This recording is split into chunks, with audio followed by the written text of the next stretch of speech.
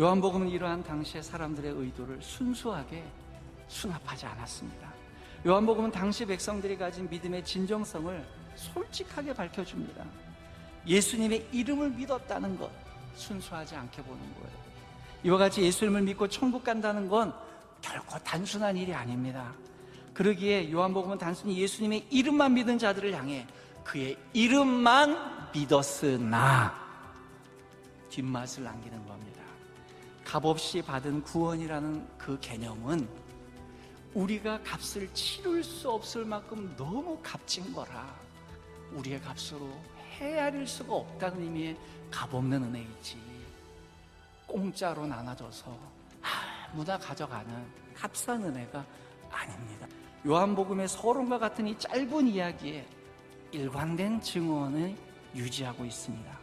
요한복음은 1장에 증언하는 내용을 변개하지 않았습니다. 한결같이 증언합니다. 사람들은 예수님 자체를 믿는 게 아니에요. 예수님 전부를 믿는 게 아닙니다. 사람들은 자신이 믿고 싶은 것만 믿는 거예요.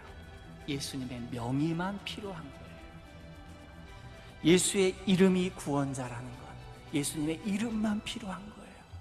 예수의 제자 베드로도 예수의 이름을 부르는 자가 구원을 얻는다라고 증언을 합니다. 때는 6월절과 같이 3대 절기 중에 하나인 오순절이었습니다. 오순절에 베드로가 최초의 설교를 하게 됩니다. 그 설교의 결론에서 베드로는 이런 결론을 이야기합니다. 사도행전 2장 21절에 나와 있는 베드로의 설교입니다. 누구든지 주의 이름을 부르는 자는 구원을 받으리라 하였느니라. 네, 맞습니다. 주의 이름을 부르는 자가 구원을 받습니다. 사도 바울께서도 로마서를 통해서 동일한 교훈을 전달해주고 계십니다. 로마서 10장 13절 말씀입니다.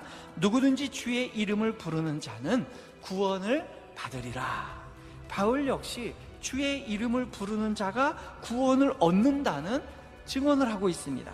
그렇다면 예수님 당시에 예수님의 이름을 믿었던 이 유대인들의 믿음이 바로 베드로와 바울이 말했던 그 믿음일까요?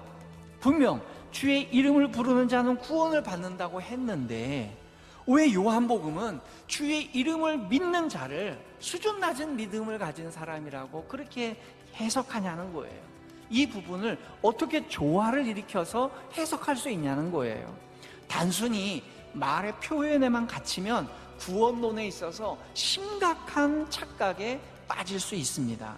단순히 주님의 이름을 입으로 고백하고 부르짖는 것만으로 구원받는다는 사상은 당장에 예수께서 직접 하신 말씀하고도 부합하지 않습니다. 예수께서 이런 말씀을 하셨습니다. 마태복음 7장 21절입니다.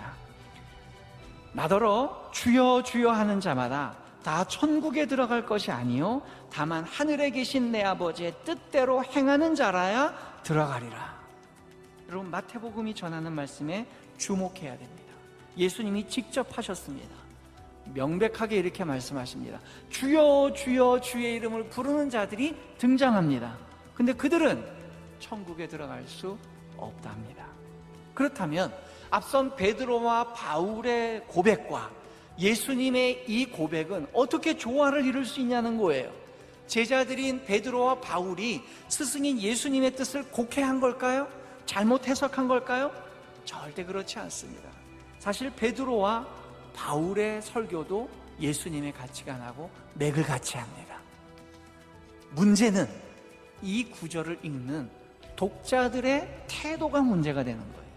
독자들은 자신이 듣고 싶어하는 구절만 딱 잘라내서 발췌해서 취하기 때문입니다.